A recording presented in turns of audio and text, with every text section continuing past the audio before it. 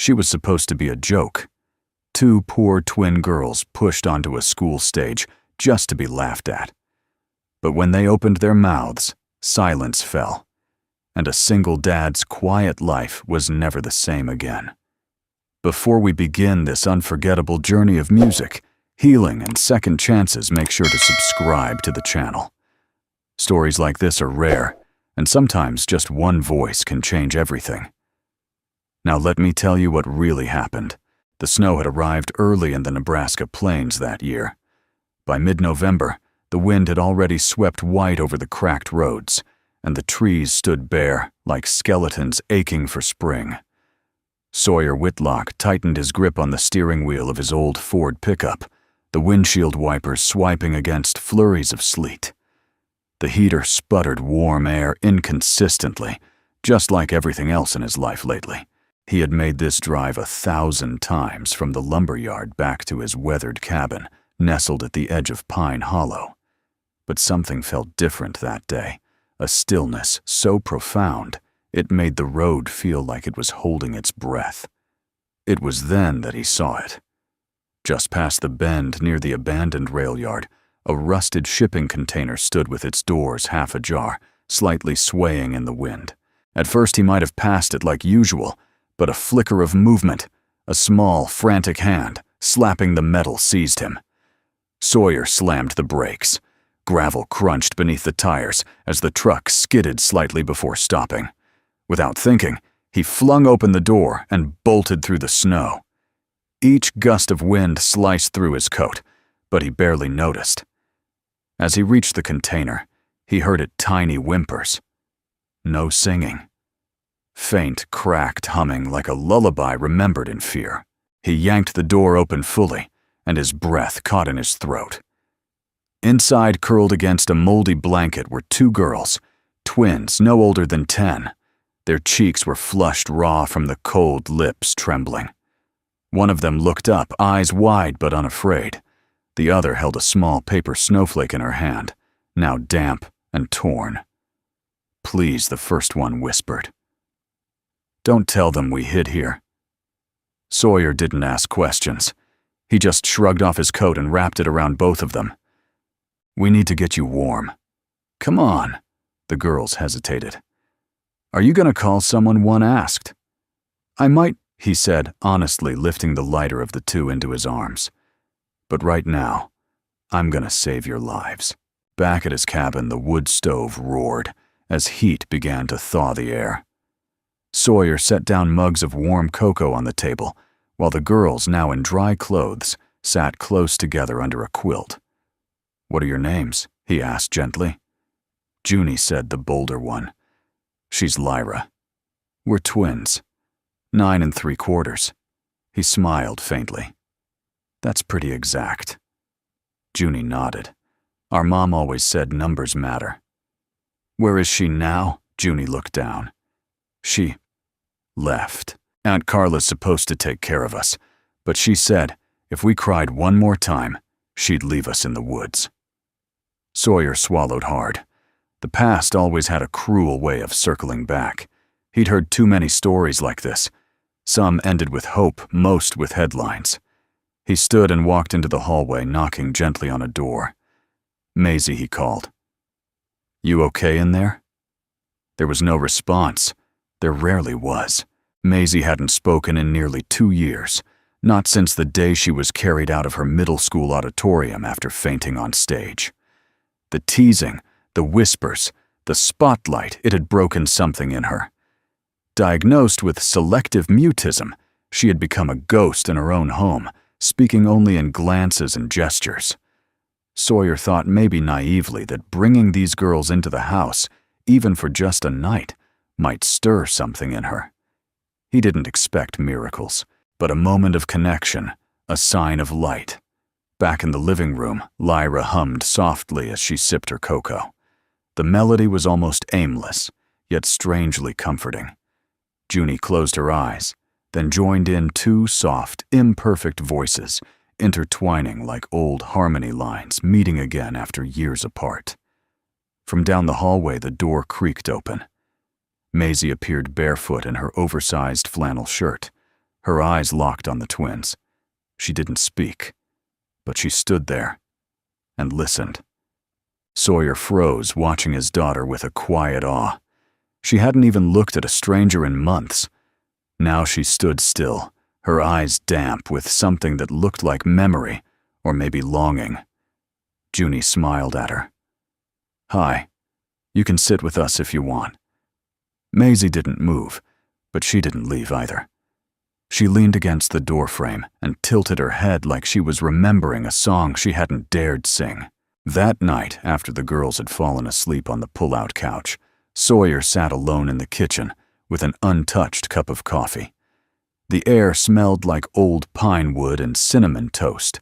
He stared at the wooden box on the shelf across from him, a small recording box with a built-in mic, the kind used by songwriters in the old days.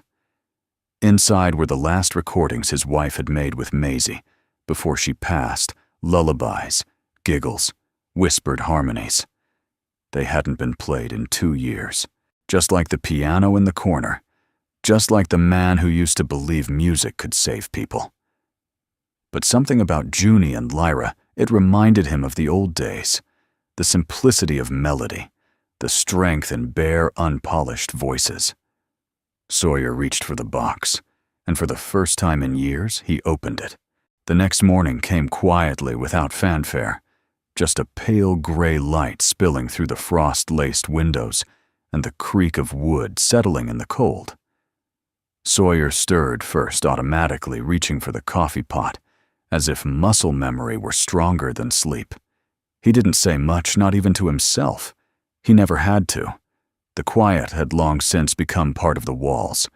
But today, there were 3 extra breaths in that silence. The twins were still asleep on the fold-out couch, their arms tangled like the vines of a single root. Sawyer watched them for a long moment before lighting the stove. The flames crackled, the air warmed. Something shifted inside him, soft and unfamiliar, like a note played on a guitar that hadn't been tuned in years, but still sang true. He didn't want to name it. He just let it be.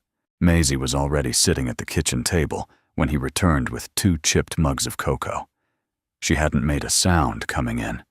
She never did. She sat with her back straight, hands folded, eyes on the steam curling up from her own cup. She didn't touch it. Her long dark hair hung loosely around her face, curtaining her expression the way words no longer could. Sawyer sat across from her and waited. That was their dance, a stillness in which he offered presence, and she, on the rare occasion, offered the same. "You okay with them staying a bit?" he asked quietly. Maisie didn't respond, but her fingers curled slightly around the cup. That was a yes. He nodded. "Good. I think they need it. And maybe we do, too." She looked up at that, just for a second, enough for him to see her eyes, those same eyes that used to sparkle when her mother sang to her on the back porch, long before the silence moved in. Later that morning, Junie and Lyra stirred awake, groggy but smiling. They helped set the table unasked, clinking spoons and giggling at the worn-down toaster that liked to burn only one side of the bread. Maisie watched from the hallway, half shielded by the frame. She was still a shadow in her own home. Lyra spotted her and waved. "We saved you the red plate." "It's the only one with no chips," Maisie hesitated, then stepped forward. Slowly, she took the plate in both hands and sat at the table. Sawyer held his breath. 3 girls. 1 table. No words spoken, but something far better. Laughter, breath, belonging. The snow outside kept falling. School was canceled. The roads were quiet. The house for once wasn't. Sawyer pulled out a set of old board games from the hall closet and let the girls argue over rules that no one remembered. Maisie didn't speak, but when Junie accidentally toppled the entire Monopoly bank, it was Maisie who knelt to help her rebuild. The smile that passed between them was enough to light the fireplace twice over. After dinner, the twins began to hum again, low and casual, the kind of tune children make up when they're safe. Maisie stood nearby, watching. Something in her posture changed. Her shoulders relaxed, her head tilted just slightly like a flower toward light. Then it happened. A single note escaped her lips, soft, barely audible, but unmistakable. Sawyer froze mid-step in the kitchen. He turned but said nothing. Junie noticed too, eyes wide. "You're singing," she said gently. Maisie blinked and bolted. Sawyer found her in the garage, curled up in the back seat of the old station wagon they never used anymore. The cold didn't seem to bother her. Her breath came out in tiny clouds, her arms wrapped around her knees. He didn't open the door right away, just stood outside, hand on the frosted handle. "I heard you," he said, finally, and it was beautiful. Silence. "You don't have to be afraid of your own voice, Maisie, not here." A pause. Then I wasn't afraid, she whispered, barely more than air. "I forgot that I could." They sat together in the cold for a long while. No lectures, no pressure, just shared stillness, the kind that tells the truth without needing translation. Sawyer remembered how he used to think music would save her some magical song that would make everything right. But now he knew better. It wasn't music that saved people, it was being heard. That night, after the twins had gone to bed, Sawyer brought down the old guitar case from the attic. Dust puffed up as he opened it, revealing the worn, honey-colored body of the Taylor. He hadn't touched it in over a decade. Maisie stood in the doorway, eyes wide. She said nothing, but took 2 steps forward. "You remember this?" he asked softly. She nodded. He sat down, tuned the strings slowly, reverently. The wood creaked under his fingers, but the sound once he strummed was warm and full and alive. "I'm thinking maybe we can try something again," he said. Maisie stepped closer. "Not for performance," he added. "Not for anyone else. Just for us." She looked down. Then, as if trusting the strings more than her voice, she whispered, "Okay." As the fire dwindled to embers, Sawyer played the first chords of an old lullaby, one Maisie's mother used to hum when the nights were too long. Maisie listened. Then, quiet as snow, she began to hum. A harmony. Junie and Lyra, hearing from the hallway, crept back in. 4 voices, 1 guitar. No one planned it. No one practiced. But in that moment, the silence wasn't broken. It was transformed. There was something holy about the quiet that followed the music. Not the awkward hush of unsaid things, but a warm, golden stillness. Like the house itself was holding its breath, grateful, amazed at the return of a sound it thought it had lost forever. Sawyer sat motionless, his fingers still gently resting on the strings of his guitar. Across from him, Maisie kept her head down, but her humming continued soft and steady, as if each note was a thread stitching her back to the world. Junie and Lyra sat cross-legged on the floor, swaying slightly, eyes closed, absorbing every vibration. For the first time in years, Sawyer didn't feel like a man standing in the ruins of a life. He felt like someone building something new. The days that followed passed slowly and sweetly, like snow melting under weak winter sun. With the roads still too slick for school buses, the girls remained at the cabin. The mornings were filled with oatmeal and card games. The afternoons brought snowmen and sledding down the hill behind the woodshed. But the evenings that was, when the magic returned. Each night, as the light dimmed and the fire cracked alive, the girls would gather around the piano or guitar. They didn't call it practice. They didn't call it anything. They simply sang. Sometimes old hymns. Sometimes made-up tunes with nonsense words and harmonies only they could understand. And Maisie, God bless her, Maisie sang. She didn't say much during the day. She still avoided eye contact with strangers. But when the music started, she bloomed like spring, pushing through frozen ground. Sawyer kept the recorder going every time, placing it discreetly on the mantel. It wasn't for fame or memory.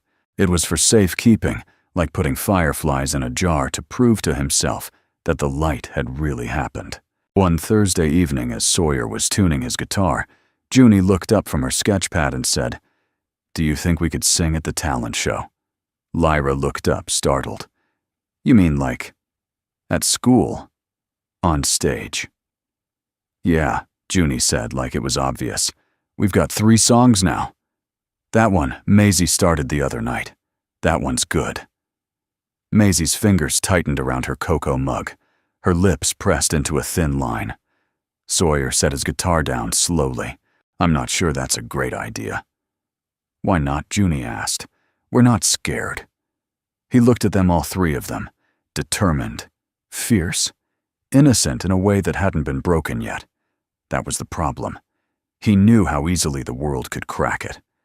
Because school talent shows can be tricky, he said carefully. People laugh when they don't understand something beautiful. And that kind of laugh, it cuts deeper than silence. Maisie nodded. She knew that laugh too well. But Junie didn't back down. Then maybe it's time someone gave them something they had to understand.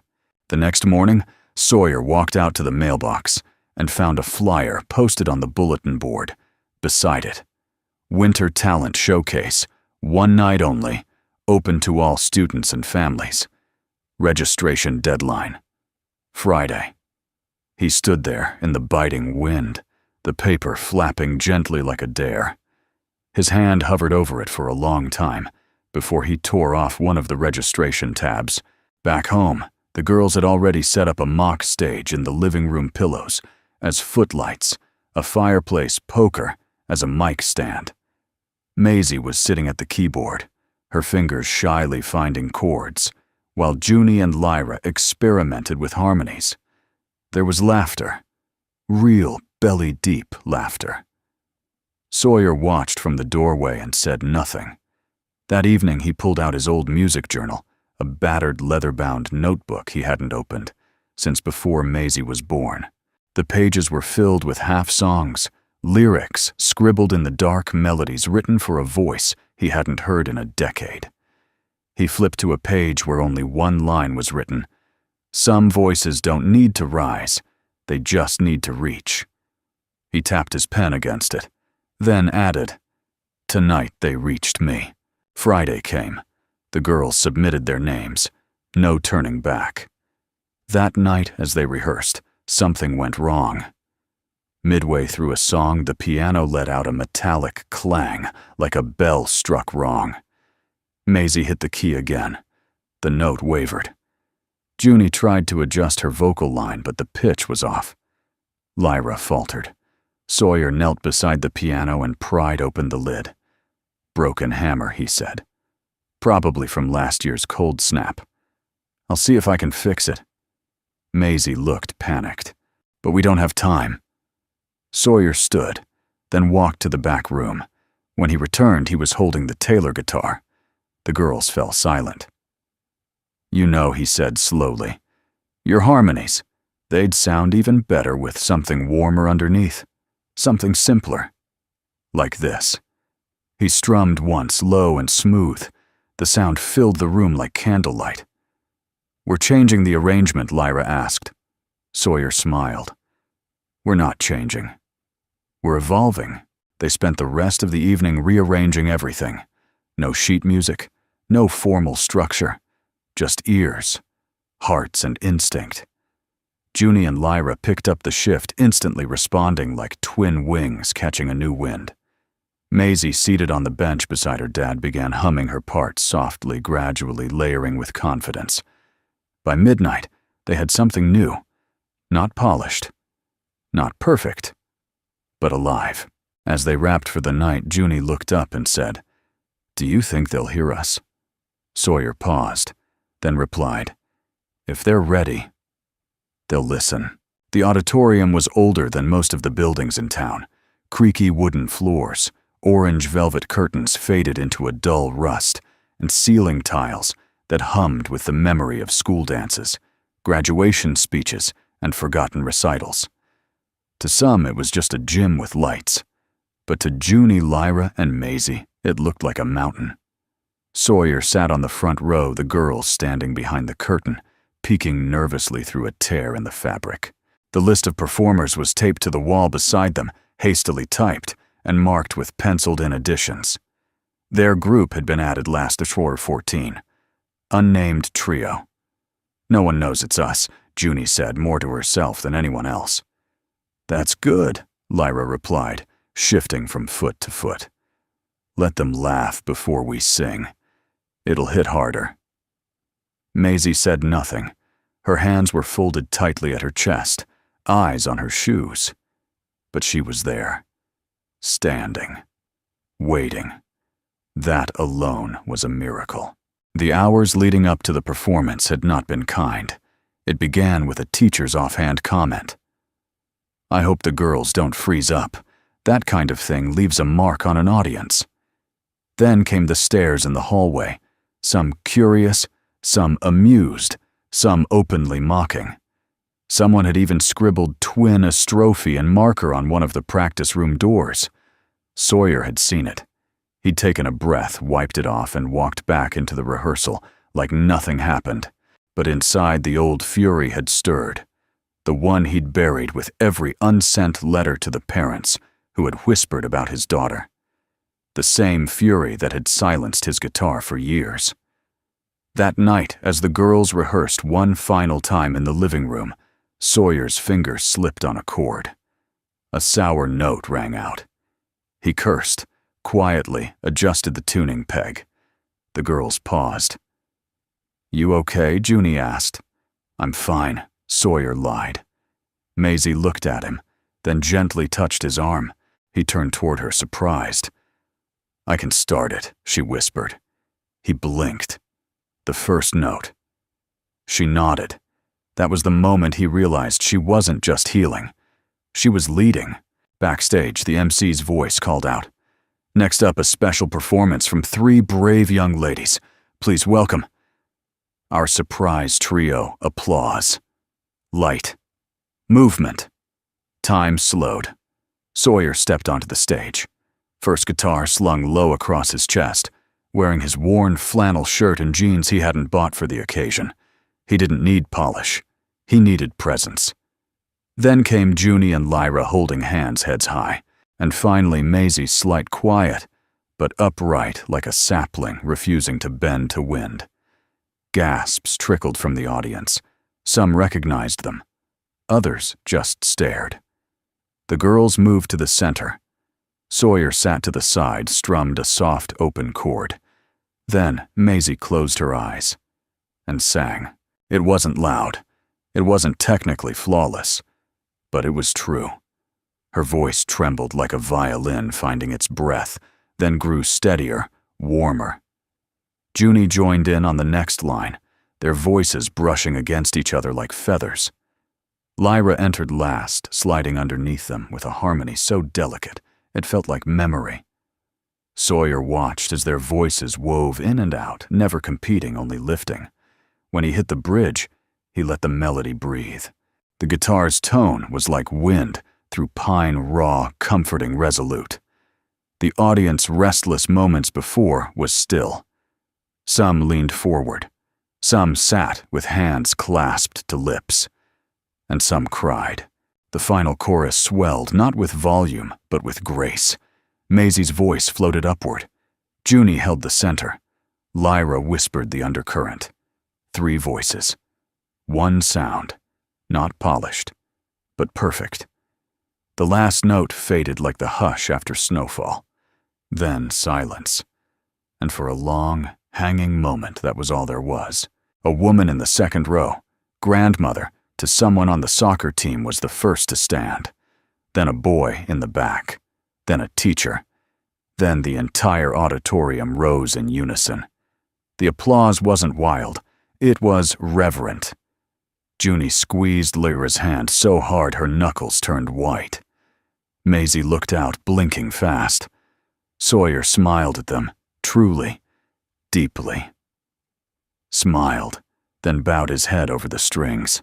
Later in the hallway, as students swirled around them with congratulations and wide-eyed stares, A boy, one who had once laughed when Maisie flinched at the bell, walked up to her. He didn't say anything at first. Then awkwardly, he held out a single wrapped peppermint. "For you," he said. I'm sorry."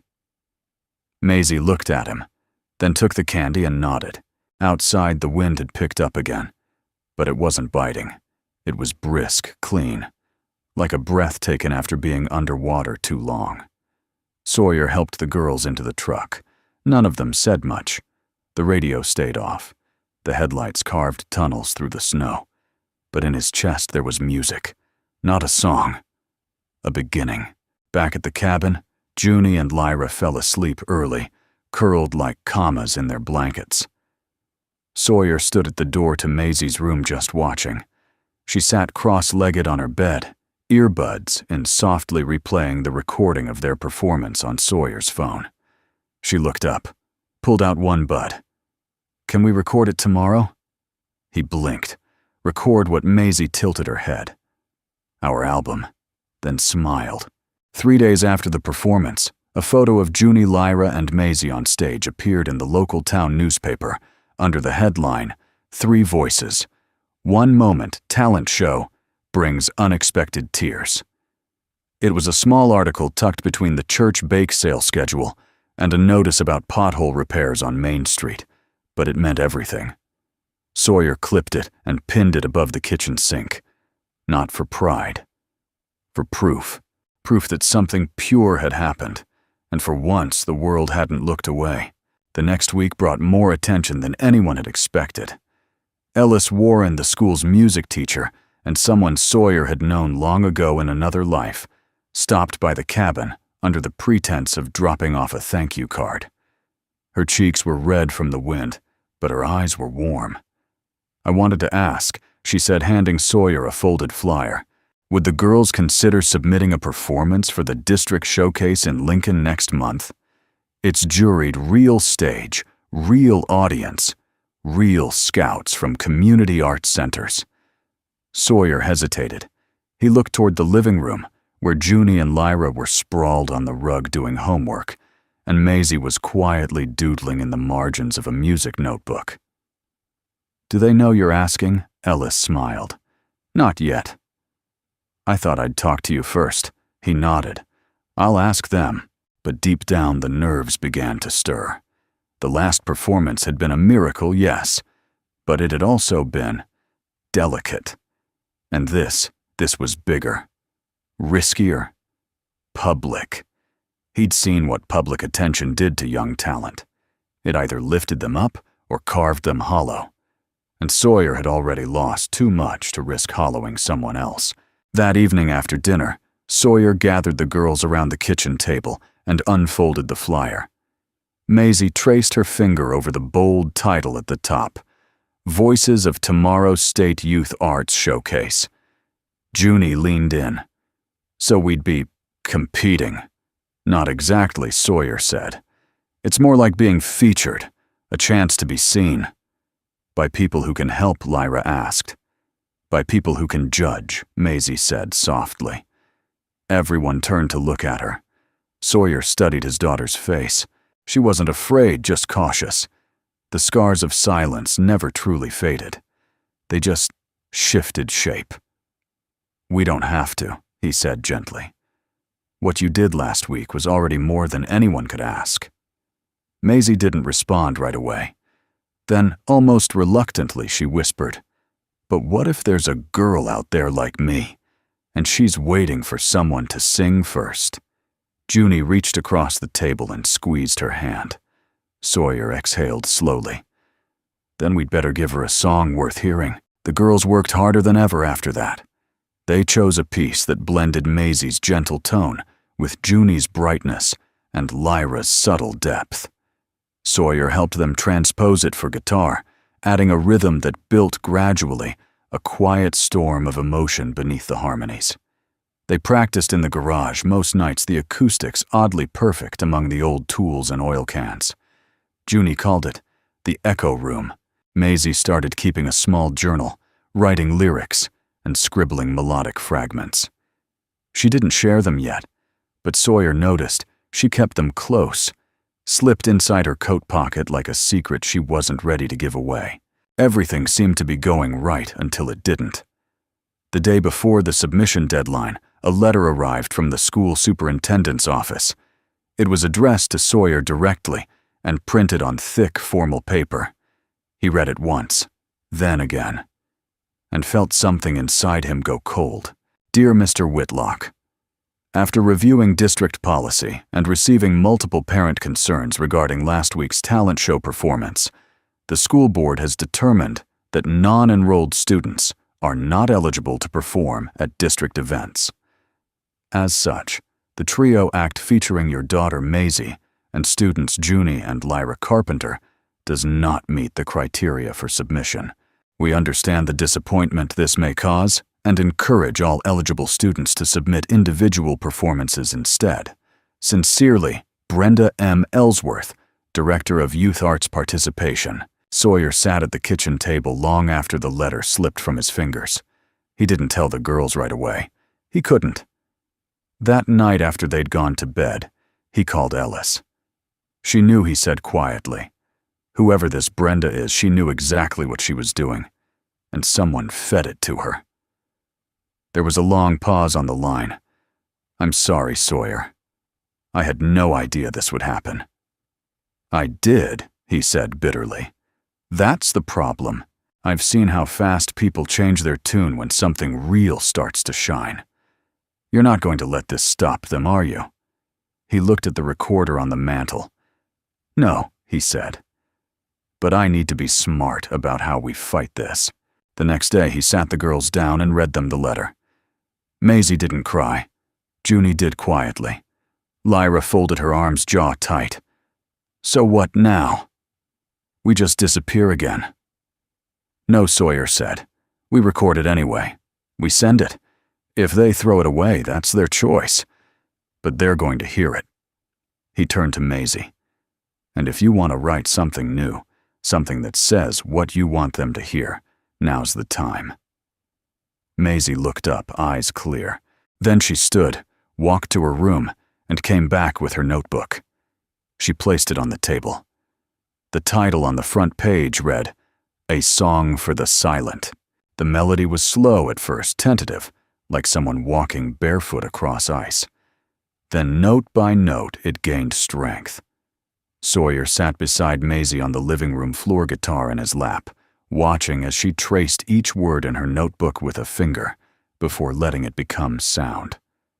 Junie and Lyra were curled up on the sofa, listening with the kind of reverence that only children can muster when they know they're in the presence of something important. A song for the ones who don't speak loud, but carry thunder in their hearts. Maisie's voice trembled slightly on the word. Thunder, but she didn't stop. Sawyer strummed along in a soft minor key. He knew better than to interrupt the shape of a song when it was still being born. Maisie's notebook was filled with verses now. Dozens, fragments, scribbled dreams. But this song, this one, felt different. This wasn't just music, it was testimony. And if the district didn't want to hear them, they would make it impossible to ignore.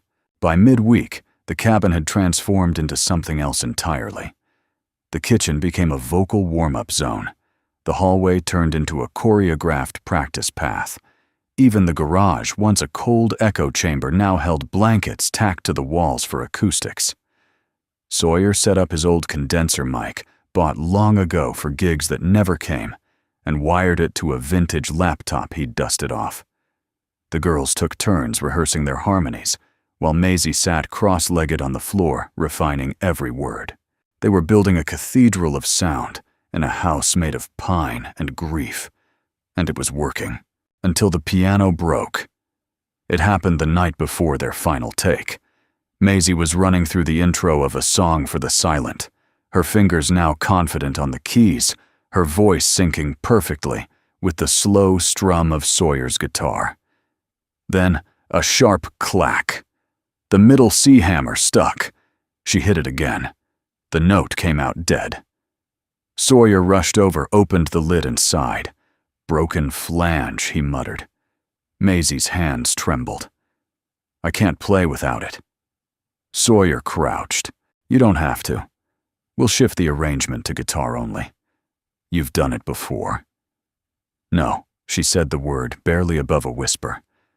"Not for this song." Sawyer looked into her eyes and saw at that tight coil of fear twisting with pride. The piano wasn't just an instrument. It was armor. It gave her a place to hide while she found the courage to sing. He nodded slowly. "I'll fix it." He worked on it all night. By lantern light, using tweezers, glue, and a prayer, Sawyer disassembled the damaged action and reattached the broken flange. The process took hours. His fingers ached, his vision blurred, but he didn't stop. Not because he thought he could save the instrument, but because he knew he had to try. At dawn, he pressed the middle C. It sang. Not perfectly, but true. By the time the girls woke up, the sun had spilled gold across the snow. Maisie sat down at the piano, touched the key, held her breath. It responded like it remembered her. She looked at her father. No smile. No words. Just a small nod of something deeper. A kind of understanding that lived beyond language. Sawyer stepped back, letting the three girls find their positions. Maisie began the intro. Junie and Lyra exchanged one glance, then to the girl in the back who won't raise her hand, to the boy in the hall with silence like sand. Their harmonies were tighter than ever, layered, precise. Then Maisie entered the chorus. "We were made for music, even if we never make a sound. We were made for more than fading. We were made to be found." The guitar picked up warm and supportive, letting their voices glide over the chords like light over water. By the end of the final note, no one spoke. Sawyer hit stop on the recorder, heart pounding. He didn't say it out loud, but he knew that was the take. He uploaded the file to a private link, typed out the submission form himself. Where it asked for the group name, he paused, then typed the silent three. Where it asked for a message to the jury panel, he wrote, "We know we don't meet your rules, but we hope we meet your hearts. If there's room for three girls who learned to sing in the cracks of the world, then maybe this song is for you too." He hovered over the submit button for a moment, then clicked and let it go. The next afternoon, the rejection came swiftly, not from the jury, but from a parent. Sawyer was in the grocery store, thumbing through a box of bruised apples when he heard it. Must be easy using pity to get on stage these days. He turned. It was Darryl Crane, father of a boy in Maisie's old class. Banker. Deacon. The kind of man who smiled with his mouth, but not his eyes. "Excuse me," Sawyer said, calm but firm. Darryl shrugged. "Just saying, a lot of folks think it's manipulative, parading around those poor twins in your situation. Some people work hard to earn the spotlight." Sawyer clenched his jaw. They did work hard, and they earned every second. Darryl leaned closer. "Well, don't expect everyone to clap just because you brought a sad story with a melody." Sawyer didn't reply. He didn't need to, because some songs weren't meant for men like that. They were meant for the girls still learning how to sing, and for the fathers who refused to let them be silenced. Snow had started to melt into patches of slush on the sidewalks, but the air was still sharp enough to sting your throat. March was the kind of month Nebraska never fully committed to neither winter nor spring, just a long gray pause in between. At the cabin, it was warm, but only because of the fire that Sawyer kept burning and the strange momentum that had taken hold of the household. Even after the rejection, the song lingered in the air like smoke that clung to your clothes.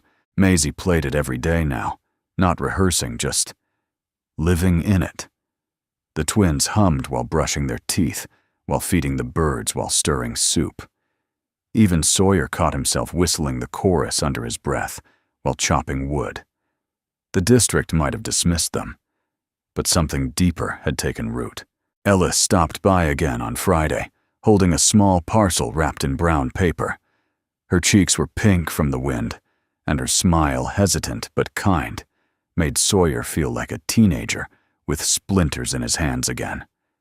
"I found something I think belongs to you," she said, setting the package on the kitchen counter. Sawyer raised an eyebrow but didn't speak. Ellis unwrapped it carefully. Inside was a vintage capo, worn smooth on the edges, and a handwritten chord chart in his wife's handwriting. The ink was smudged in places, but the title was still legible. "For Maisie Someday." He stared at it. The song they never finished. A lullaby written during nights when Maisie had colic, and Sawyer played guitar in the hallway to soothe her back to sleep. "I thought it got lost after the fire," he murmured. "It was in the school's music closet," Ellis said quietly. "I found it tucked in an old case." Maisie entered the room just then, eyes curious. Sawyer handed her the paper. She traced the letters with one finger, then looked up. "Can we play it?" He blinked. "You want to finish it?" Maisie nodded. "It already feels finished. I just want to hear it." They spent the next 2 hours on the living room floor with Sawyer cross-legged and barefoot, the girls leaning against pillows and couch cushions, listening as he pieced together the chord structure. It started soft, 2 chords, alternating like a heartbeat. Then a lift, then a slow descent. Maisie sang the first line. Junie and Lyra joined in by the second verse.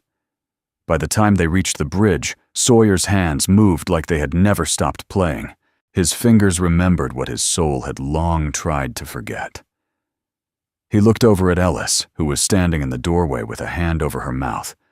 She wasn't crying, but she was listening like it was the first time she'd heard music in years.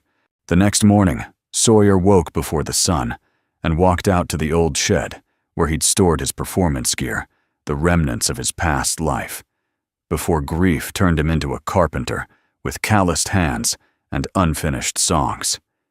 He opened the guitar case carefully, reverently. The Taylor still gleamed beneath its layer of dust. Light mahogany body, nickel fret strings long since dulled, but still strung with memory. He sat on the bench beside the shed's window and began restringing it 1 string at a time, winding tight, tuning slowly. He oiled the fretboard, polished the body, even glued a small crack near the bass that had gone unnoticed for years. When he finished, he ran his hand along the curve of the instrument and said quietly, "Let's do this right this time." Later that afternoon, he called the girls into the living room. The fireplace glowed behind him, casting long shadows. He set the freshly restrung guitar on the stand, like an offering. "This," he said, "is the first guitar I ever owned. Your mother gave it to me when we got engaged." Maisie stepped forward, eyes wide. "It was the first thing that made me believe I could do something good with music," he continued. "I think it's time we bring it back," Junie whispered. "Is this for the next performance?" Sawyer hesitated. "No," Lyra frowned. "Then what's it for?" He looked at all 3 of them. "It's for us. No stage, no judges, just a recording. A full session with all the songs you've worked on. Maisie's originals, your harmonies, even that lullaby. We'll release it online. Free. No labels. No gatekeepers." He paused. "And if the world hears it, good. But if only one kid out there finds it and realizes their voice matters, that's enough." Maisie nodded slowly. "It's more than enough." They began that weekend. The garage became their studio. Sawyer hung quilts along the walls, borrowed a neighbor's mixing board, and installed old string lights across the rafters. They recorded everything: false starts, laughter, whispered notes, late-night harmonies, sung with mugs of hot cocoa in hand. The final track was the lullaby, Maisie's mother's unfinished song, now carried by her daughter's voice, held steady by the guitar that had once lulled her to sleep. When it ended, no one said a word. Junie clicked, "Stop on the recorder." Lyra laid her head on Maisie's shoulder. Sawyer looked down at the guitar in his lap, then over at Ellis, who had sat in for the session quietly offering tea and cookies and long, meaningful glances. He whispered, "Welcome back." He didn't say who he was speaking to. The girls, the music, his wife, himself, maybe all of it.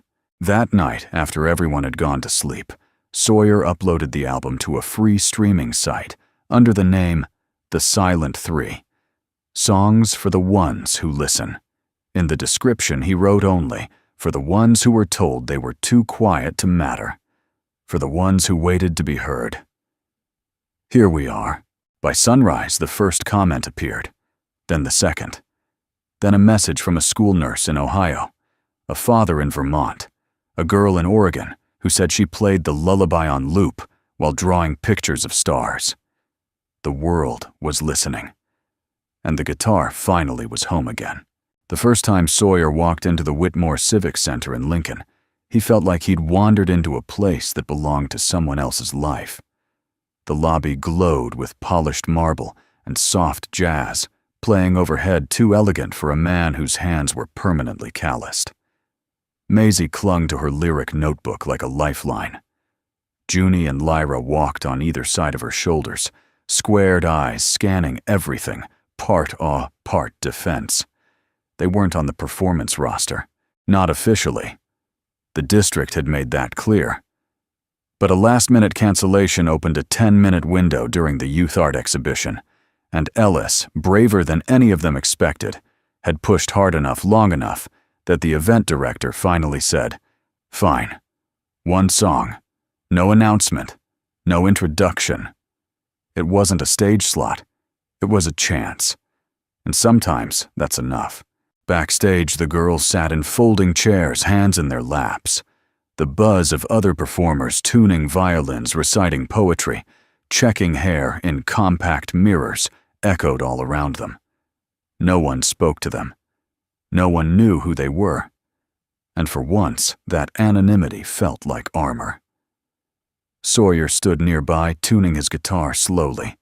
The Taylor gleamed under the overhead lights, restrung, polished, alive. He looked at his daughter, then at the twins, and thought, they've already won, just by walking into this room. But the girls weren't thinking about that.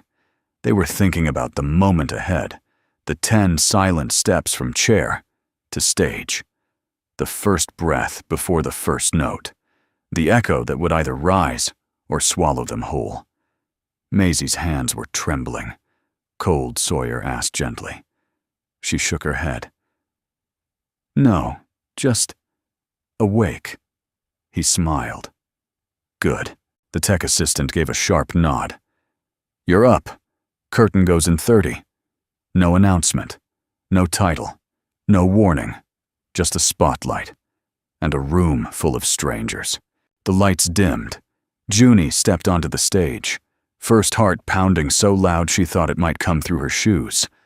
Lyra followed, her fingers brushing the sleeve of her sister's coat, a grounding signal they'd used since kindergarten. Maisie came last. She didn't stumble. She didn't shrink. She walked like the floor had finally agreed to carry her. Sawyer sat at stage left, guitar in hand. No mic, no amp, just wood strings and intention. They took their positions. Junie adjusted her scarf. Lyra swallowed hard. Maisie closed her eyes. The first note rang out. It was barely audible at first, just Maisie's voice, breathy and round like a story being told to someone half asleep. Then Junie entered steady and bright, her tone lifting Maisie's like scaffolding. Lyra followed, her alto a gentle foundation beneath them both. They didn't try to impress. They didn't chase applause. They just were. And it worked. Halfway through the first verse, the room shifted. The polite audience chatter faded. Phones were lowered. People leaned in. The harmonies built 3 distinct colors, merging into one warm hue. Sawyer played beneath it all, each note on the guitar perfectly timed, perfectly restrained his pride, held not in volume, but in how he made room for them. At the bridge, Maisie stepped forward slightly and sang, We are not the echoes of someone else's sound. We are the music no one saw coming, and we are still loud, even now. The final chorus climbed not in volume, but in courage, and when the last note fell away, there was a beat, maybe two, of absolute sacred silence. Then the room erupted. Sawyer looked up, stunned. People weren't just clapping. They were standing, on their feet, wiping tears, turning to one another in shared disbelief. One woman pressed a hand over her chest and mouthed, "Beautiful." An older man in a veteran's cap just nodded, eyes closed. Even a teen boy in a varsity jacket whistled low and muttered, "Holy crap." Maisie looked toward the crowd, then at her dad. She didn't cry. She smiled. Backstage, they didn't get swarmed. No autograph requests. No business cards. Just a quiet line of strangers, one by one, coming forward to say, "Thank you." That was my daughter's story. I haven't felt something like that in years. A local radio host asked for a copy of the song. A woman from an arts nonprofit asked if they'd consider performing for children with special needs. Sawyer said yes, to all of it. Because now it wasn't just about healing, it was about giving. That night, as they packed up and walked to the parking lot, the wind had shifted. Warmer now. The kind that hinted at spring, even when snow still lingered in the corners. Maisie walked a little ahead, hand in hand with Junie and Lyra. Sawyer and Ellis followed behind, quiet. After a long stretch of silence, Ellis said, "You know, if she ever wants to study music, I know some people." Sawyer looked at her. "I mean real study. Scholarships, mentors, places that won't just tolerate a quiet kid, they'll cherish her." He nodded, the thought both thrilling and terrifying. "I'll let her decide," he said. "But thank you." Ellis smiled. "She's already more than ready." They stopped at the truck. Sawyer loaded the guitar case into the back. Maisie turned and looked up at him. "Do they really hear us?" she asked. Sawyer looked at her. Not the fragile girl who once hid behind silence, but the artist who had just sung her story to a room full of strangers. "They felt you," he said. "That's more than hearing. That's remembering." Maisie nodded. Then, unexpectedly, she pulled him into a hug, tight and unshaking. It was the first time in years. And in that moment, Sawyer Whitlock knew music hadn't just healed his daughter. It had healed him. Sawyer never thought a word could be a gift. A single syllable breathed into existence by a child who had once gone months without uttering a sound. What could be more fragile, more sacred? But the word wasn't dad. It wasn't music. It wasn't even love. It was again. And it changed everything. It happened on a Sunday afternoon in early April. The sun was warm enough to melt the stubborn crust of snow clinging to the roots of pine trees behind the cabin. The girls were out on the porch, with Ellis sketching out a flyer for a small community concert. They were planning a benefit for a local shelter. Maisie sat by the open screen door, her notebook resting on her knees, eyes following the curves of her own pencil lines, but her mind somewhere else. Sawyer was inside tuning his guitar. It was the same song they'd played at Whitmore Civic Center. The same song that had cracked open the room, turned strangers into believers. He played the final chord slowly, then turned to her. "You think we should add a bridge next time?" Maisie looked up. Her mouth opened just slightly. Then she said, "Again." Sawyer stared at her, confused. "What?" She sat up straighter. "Play it again." His hand froze on the neck of the guitar. Not because she spoke. She'd been speaking more often in recent weeks, especially around Junie and Lyra. Whispers at first. Then soft exchanges, inside jokes, even laughter. But this was different. This was a request. Spoken without fear. Spoken with desire. He grinned, swallowed once to clear the emotion tightening his throat, and said, "Yes, ma'am." He played it again. And this time, she sang with him. That evening after dinner, Maisie stood up from the table and said, "I want to record a message." Junie blinked. For who? For everyone, Maisie said, simply. Sawyer gently closed the dish towel he'd been folding. Okay. They set up the recorder in the living room, same as always. The lights were dim, the fire just coals now. Maisie sat on the stool hands resting in her lap. She took a deep breath. Then she said, "Hi. My name is Maisie Whitlock. I used to think silence was safer, that not talking meant not hurting. But then someone sang near me, not to me, near me. And I remembered what my mother's voice sounded like. I remembered that I used to sing too. So if you're listening to this, and you're quiet like I was, I just want to say you're not broken. You're just waiting. And when you're ready, we'll hear you." She looked at her father. "Okay," Sawyer, who could barely keep his hand from shaking, pressed. "Stop." "Perfect," he said. They uploaded it that night, attaching the message to their song recordings. By morning, the video had spread far beyond their small Nebraska town. A podcast host picked it up and called it the most important 90 seconds of the year. A nonprofit in Chicago reached out asking if Maisie would speak virtually for their spring fundraiser. A university in Oregon requested permission to use the clip in their music therapy seminar.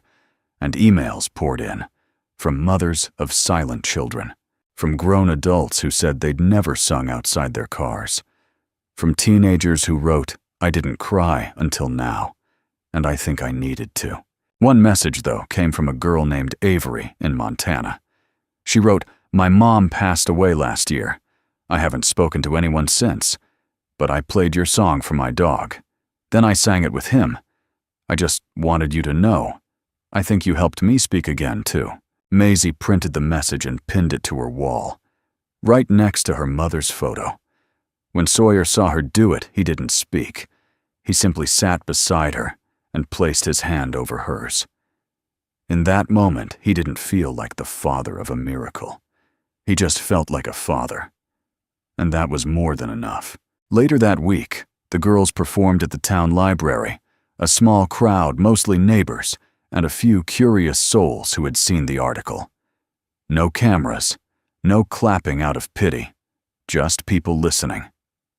At the end of the show, a little boy with a lisp asked if they had a CD. Junie promised to mail him one. Lyra gave him a drawing of a treble clef with wings. Maisie bent down and whispered, "What's your favorite color?" He said, "Green." Maisie smiled. "That's mine too." After the library show, they began planning a regional tour, not big venues, not even real stages. Just shelters, schools, rehab centers, anywhere people were learning to find their voices again. Sawyer called it the Echo Tour. Ellis offered to come along as a second driver and tour manager. Maisie called her the mom friend, and Ellis didn't even pretend to hate it. One evening as they sat by the fireplace, Sawyer asked Maisie if she ever wanted to write a song about her silence. She thought for a long time, then said, "No." Sawyer nodded. "Too painful." Maisie shook her head. "No. Just, I'm done being a silence.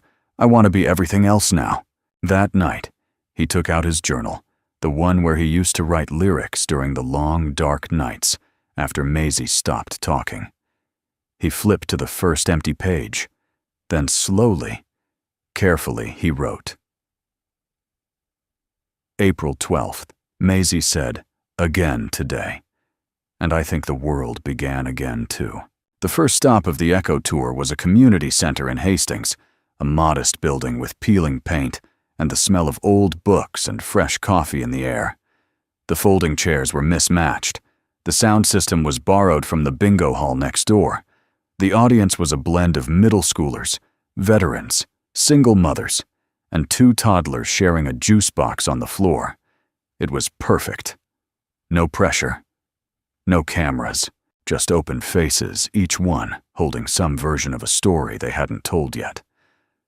Maisie stood beside Junie and Lyra on the makeshift stage, an old rug laid over creaky floorboards. Sawyer sat behind them with the Taylor guitar resting gently across his knee, fingers poised like he was holding a conversation with the instrument rather than playing it. When they began singing A Song for the Silent, something shifted, not just in the room, but in the people inside it. A mother in the second row closed her eyes and leaned back. A teenager near the exit pulled his hoodie tighter, but didn't leave. An elderly man gripped the armrest of his wheelchair and nodded his lips, moving in rhythm with the chorus. By the final verse, even the toddlers had stopped squirming. And when the last note fell, the applause wasn't explosive, it was reverent. Somehow, that was louder than any roar. After the show, people came up in small, quiet groups, not to praise but to connect. A man named Lou, who had fought in Vietnam, told Sawyer, "That one with the slow bridge." It reminded me of letters my wife used to write me. She's been gone 15 years. I don't usually cry, but today I did. A high school counselor asked for flyers to share with students who had been through bullying or loss. A young girl shyly handed Maisie a crumpled note. Sometimes I don't talk because people don't wait long enough, but I think you would. Maisie folded the note, pressed it to her chest, and whispered, "Always." They performed in 7 towns over the next 2 weeks, each place more humble than the last: church basements, lunchrooms, fire stations. Each time the result was the same: stillness, then tears, then something like hope. Junie and Lyra became experts at calming nerves before shows. They taught Sawyer how to do tick-tock hand dances poorly, and made Ellis laugh so hard during one rehearsal she accidentally knocked over a mic stand. Maisie more than anyone transformed. She began speaking before songs, introducing them, sharing why they were written.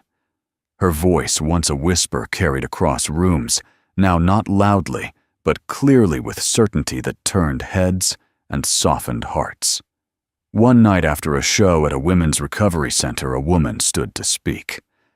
She had been silent for most of the session, arms crossed, expression guarded. But now she said, "I don't know who taught you to sing like that. But whoever they were, they gave the world back to you, and you gave it to us." Maisie stepped down, hugged the woman tightly, and whispered something only they heard. Afterward, the woman told Ellis, "That kid, she's the bravest thing I've ever seen." One rainy evening, as the group drove back to the cabin, the van fell into a quiet rhythm. The girls dozed in the back seat, leaning on each other. Ellis, in the passenger seat, stared out the window at the blur of pine trees. Sawyer kept his eyes on the road, but his mind wandered. He had thought this tour would be about giving back, about helping the girls process their pain, and maybe giving others a little light. But what he hadn't expected was how much he needed it too. Each performance was a thread quietly stitching something together inside him, something he didn't realize had come undone. He thought about his late wife often during the drives, her laughter, her songs, the way she'd coaxed music out of him like it was the most natural thing in the world. And now Maisie was doing the same. She had become a bridge, not just between notes, but between people, between past and present, between pain and peace. They returned home to a stack of mail and 3 voicemail messages. One was from a producer at a local radio station who had heard about the tour and wanted to feature them on a morning program. Another was from a school district in Missouri asking if the trio could perform at an anti-bullying summit. The third was from the Whitmore Civic Center, a woman named Caroline. She had been in the audience that night, the one who cried quietly in the 3rd row. She now worked for the State Board of Cultural Affairs. Her message was simple: "We'd like to invite the Silent Three to headline the Youth Voices Gala in June. No auditions, no forms, just bring the music. We'll bring the spotlight." Sawyer read the message twice, then again. He looked at the girls, Maisie humming softly on the couch, Junie and Lyra drawing plans for their next show. Ellis sipping tea, and watching them all like someone who knew the value of every second she'd been given. He tapped the phone once, then he smiled.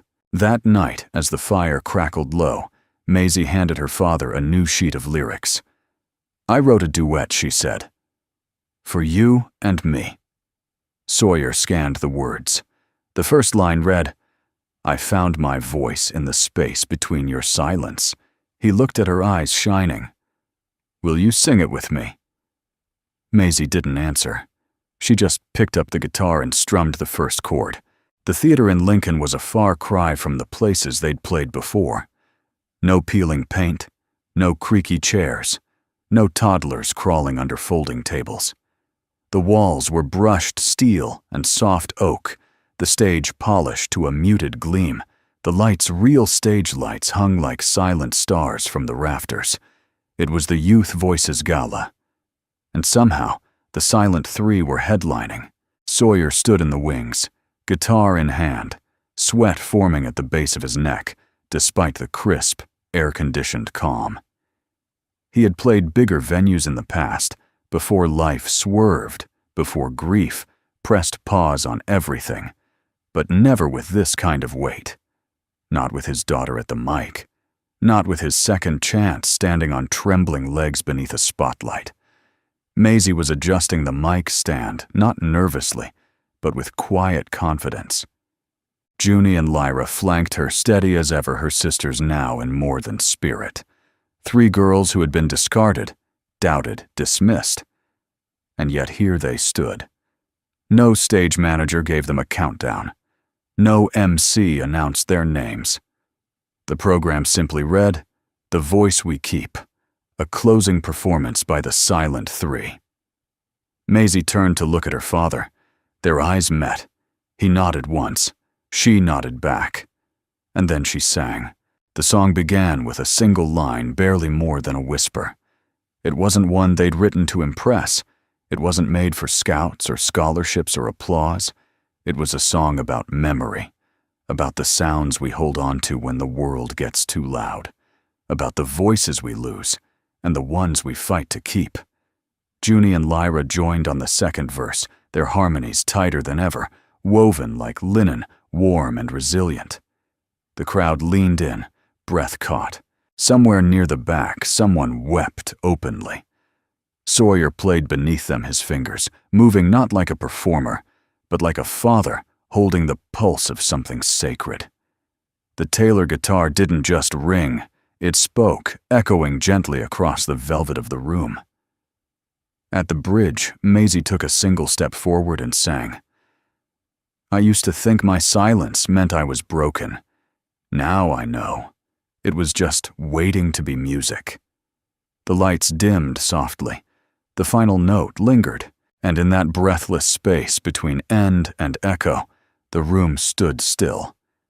Then came the standing ovation. But even that felt quiet, like thunder heard from a distant hill. Reverent. Earned. Afterward, back in the green room, the girls collapsed into a pile of giggles and half-eaten granola bars. Junie flopped onto the couch dramatically. If that wasn't the top of the mountain, I don't know what is. Lyra poked her. "You say that after every show." Maisie sat cross-legged on the floor, still catching her breath, a gentle smile on her lips. She looked to Sawyer. "You played like Mom was there." He nodded. She was. Then Maisie reached for her notebook, worn, dog-eared, full of scribbled lyrics and half-finished thoughts, and pulled out a sealed envelope. She handed it to her father. Sawyer raised an eyebrow. "What's this?" "It's for you." "But not now." He hesitated, then slid it into his coat pocket. He knew better than to pry. Some words are meant to be opened at the right moment. Weeks passed. The performances slowed. Summer arrived with the sound of cicadas and the scent of cut grass. Maisie began volunteering at the local music camp, helping younger kids write their first songs. She never raised her voice, but somehow every child listened when she spoke. Junie and Lyra launched a YouTube channel, mostly acoustic covers and songwriting tutorials. Their subscriber count climbed steadily, but it wasn't the numbers that mattered. It was the comment that read, "I played your harmony video for my sister. She sang with me, for the first time." And Sawyer, he built a small recording studio in the shed. Not for a label, not for profit, just for moments. One quiet Sunday, Maisie found her father sitting on the porch, staring out at the trees. He had the envelope she'd given him weeks ago in his lap unopened. She sat beside him. "Today's the day," she asked. He nodded slowly. He opened it. Inside was a single page, written in Maisie's careful hand. "Dear Dad, I don't remember the first time you sang to me, but I remember the first time you stopped. It wasn't your fault. Grief is heavy. Silence is loud, and I was so afraid of making it worse that I became part of it. But you waited, and when I finally sang again, you didn't rush, you didn't push, you just listened. That saved me. I don't know where this road will take me, or what songs I'll write next, but I know one thing, my voice exists because of yours. And that's the voice I'll keep." Love, Maisie. Sawyer folded the letter and held it in both hands like something holy. He didn't speak, but Maisie reached over, rested her head on his shoulder, and that was enough. That evening the family gathered in the living room. No rehearsals, no spotlight. Just Junie Lyra, Maisie Ellis, and Sawyer with his guitar. They sang softly, faces lit by firelight and memory. No recording this time. No audience. Just each other. The last line of the lullaby, Maisie's mother's unfinished song, rang out in a voice once lost to fear. "Even in the quiet, I'll be singing for you." In the end, there was no grand stage, no viral explosion, just a family that found its way back to sound, and a girl who once chose silence, now using her voice not to be heard, but to heal. And sometimes, the voices we almost never hear are the ones that stay with us the longest. If this story touched your heart, we'd love to know, where in the world are you watching from? Leave us a comment below. Your words mean more than you know. And if you'd like to hear more stories like this, quiet miracles, second chances, love that heals, feel free to subscribe. We'll be right here, waiting to share the next one with you. Thank you truly for spending your precious time with us today. It means everything.